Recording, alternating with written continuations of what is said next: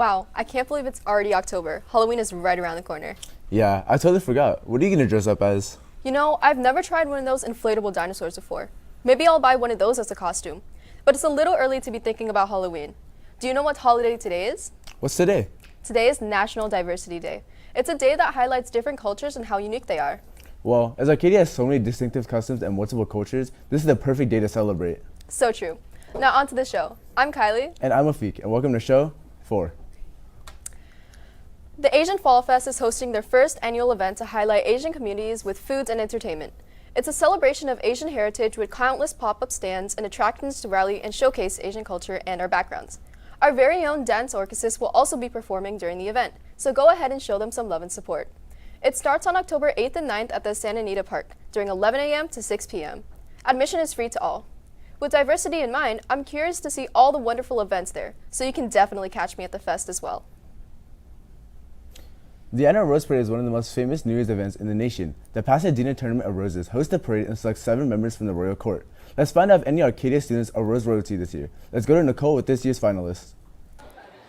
The Rose Parade marks the new year for many across the country. The royal court is selected among nearby Pasadena schools. This year, 3 Arcadia students made it to the finals. The Royal Court has been around for 104 years, and hundreds of high school seniors or college students in the Pasadena area compete for a spot every fall. They are chosen based on public speaking skills, leadership, academics, and community involvement. The 3 Arcadia students that reached the finals this year were Sahana Rajinikantan, Navya Kanan, and Sydney Yee. They passed multiple rounds of interviews to reach this point. And on Monday morning, Sahana was named as one of the 7 Royal Court princesses. I think ever since I was little, I'll go to the Rose Court parades, and then I just see the float walk by, and I'm like, I want to be just like them, because they're really an inspiration to everyone around them. You see so many amazing girls around you, and just having that confidence in you that you can make it through is really important. I've met so many really good friends throughout this whole process, and we're still in contact. We've got each other's phone numbers and everything. But I think it's going to be very hectic, preparing for the Rose Parade. Sahana will receive a $7,500 scholarship and attend nearly 100 community events, leading up to the new year as an ambassador of the Tournament of Roses and the Pasadena area. Her grand finale will be riding on the Royal Court float in the Rose Parade and attending the Rose Bowl game on January 2nd. Congratulations again, Sahana, and we'll see you in the parade. This has been Nicole. Back to the anchors. With the constant updates and information that high school offers, having an app to keep track of it all would be really helpful. Thanks to the AHS app development team, you can find upcoming events, informative articles, and our news shows on their app. Check out the link below or download the AHS app on the App Store or Google Play. The aftermath of Hurricane Ian has left much of the state of Florida in devastation. Many are left wondering how things will return back to normal and just how bad the hurricane really hit. Here's Ethan Chen to provide more for this issue. On Wednesday, September 28th, Hurricane Ian hit the U.S., causing mass destruction and flooding. The effects of its intense wind speeds were felt by the entire population of Florida. The Category 4 hurricane affected mainly Florida, which caused millions of people to be ordered to evacuate. Thousands of dollars in damages were caused by wind speeds of over 150 miles per hour, as well as massive flooding.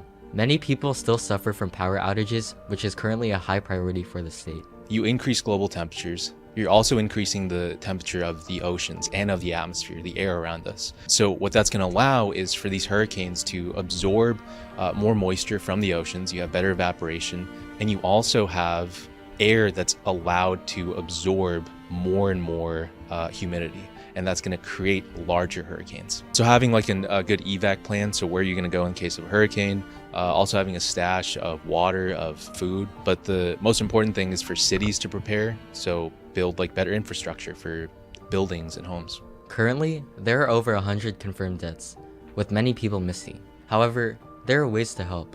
If you're interested in making a donation to help those in need, Red Cross, Feeding Florida, and the Florida Disaster Fund are the perfect places to start. The effects of Hurricane Ian have been devastating, and we encourage all of our viewers to reach out to those who have suffered the damages. This has been Ethan Chen. Back to the studio.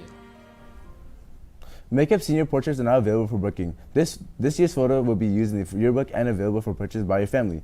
Reservations are open from October 10th through 14th from 3:30 to 8:30 p.m. For more details, check out the link below. Make sure to put on your best smile, seniors. My Friend and I is a club that aims to celebrate the diversity in our student body. To bring you more information about this club, here's Sandra Ah. To show appreciation of the special needs students at our school, the club My Friend and I dedicates themselves to create an environment welcoming to all right here in B105. Advocating for the inclusion of special needs students to our school, officers and members of this club dedicate every Tuesdays during lunch to do fun activities with each other. Here's Cassie Cow, the president of My Friend and I, to explain more about the purpose of this club.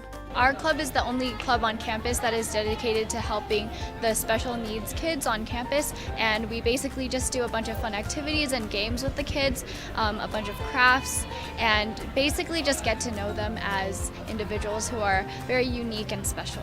I think a lot of the times they don't get to know a lot of the mainstream kids because they're usually just interacting with each other, and so I think this is a great opportunity for them to get to know other students on campus and also just learn how to build really meaningful friendships. My friend and I was actually great. I like to have a lot of friends to join there to make a lot of new friends. New friends are going to be fun. This week's meeting was a joyous dance-off. Students were able to bond, laugh, and dance away together with no shame. The club My Friend and I shows us that it doesn't take much to make this campus a better place. Spread some kindness and go to room B105 every Tuesdays during lunch. This has been Sandra Ah, and back to studio. The Wellness Center is collaborating with the library to bring a special event, marketers and players. Join them for fun activities like jewelry making, origami, and perla beads. For more info and dates and times, visit the link below. As we enter the contactless area, carrying our ID cards will soon be a thing of the past. New technology put in place into campus will simplify our lives to students. Here's Rahul with more information on what these devices are and how they can be used. It's human nature to want to be able to do things easier. With the new NFC scanners implemented in the library, we are now able to use our phones via the Arcadia High School mobile app in place of our ID cards. In order to use these new NFC scanners, simply download the Arcadia High mobile app. Once you enter, click on the person logo on the bottom right. You'll see a sign-in box where you log in with your student ID. From then, just hold your phone above the physical scanners and you're done. The ride of this project has been pretty bumpy because of compatibility issues between multiple devices and the issue of probing for iOS and Android. So instead of like going to your backpack and just rummaging around to find your ID card, you can just take out your phone and then just put it there and then you're good to go. In addition to the library, the app dev team are looking to utilize this technology in other places throughout campus. One notable place is the cafeteria. Let's hope we see more innovative technology all around campus in the near future. Until then, this is a welcome addition to our day-to-day lives. This has been Rahul, back to the anchors in the studio. Are you a senior or junior preparing for your upcoming college applications and concerned about the costly tuition fees? Well, the College and Career Center is offering a financial aid workshop throughout Zoom on Saturday, October 8th from 9 to 11 a.m. For more information, visit the link below. Hey Kylie, do you know why football coaches hate vending machines? No, why do they? Because they can never get their quarterback. That's hilarious. Anyways, our Apaches have been working hard both on the course and at the keyboard. Let's go to Karthik with this week's sports recap. Thanks, Kylie. Our Apaches do look like they've been working hard this week. To take us to golf, let's send it to Joziah. Thanks, Karthik.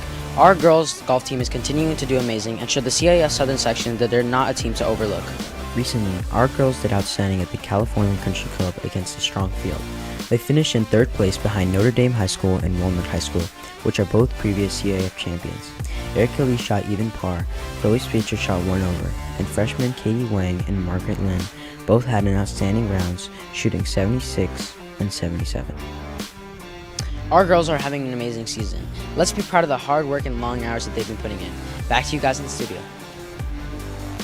Thanks, Joziah. Let's take a look at how our other sports teams are doing. On Monday, our girls volleyball lost to Monrovia with a score of 0-3, but our girls tennis finished with a score of 10-8 against Valencia. On Tuesday, boys water polo sadly lost to Monrovia with a score of 8-14. On Wednesday, girls volleyball won against the Burros 3-2, with tennis following up with a devastating win of 17-1 against the same team. Yesterday, boys water polo made up for their loss by winning against Marina by 14-10. I would say our practice did pretty good. Before we end off sports, we want to highlight our esports teams who are starting off their season. With us, we have Philip, Jamie, and Jeremiah, officers of the team. So Philip, our esports teams have had their first games in the past few weeks. How do you think our players are doing so far? Alright, Karthik, let me tell you about it. In just the past 2 weeks of our teams competing, we've all done excruciatingly well. We have 20 teams in games ranging from Valorant to League of Legends, Super Smash Bros, and Rocket League. We're really hopeful for our players' futures, and we're excited for our top teams remaining undefeated. Alright, so Jamie, what's the outlook for this year's season after we've seen the first games played? Well, this year CIF has actually partnered with a new program called NASIF, and that's opened up a tremendous amount of opportunities for our players. We're currently fielding over 125 competitors, which is absolutely incredible, and we're one of the largest programs in California right now. Our season's looking pretty good, and with all the excess amount of talent that we've accumulated this year, it's going to be amazing. Alright, and Jeremiah, how can Arcadia High students get involved with esports? Well, Arcadia Esports is all about inclusivity. So we have 0 membership fees, and we actually invite students of any skill level to join our teams or even our club. And if you want to learn more, please come to our first meeting today at lunch in the NPR. Alright, well thank you guys so much for your time. We'll send it back to the anchors now. Since it's National Diversity Day, what do you celebrate in your culture? Well, in my culture, we usually invite all our neighbors and friends, just have a weekly party and spend time together. How about you? In my family, we all gather on holidays and make the best food ever. It does end up as being leftovers for the next few days, though. Oh, that's good to hear. Anyways, that's a wrap on show 4, and what a wonderful way to end our National Diversity Day. I'm curious to find out what our Apaches do in honor of their cultures. Let us know what you do to celebrate your culture in the comments below. And make sure to follow us on all our social media. This has been Kylie. And this has been Afiq. See you next Friday.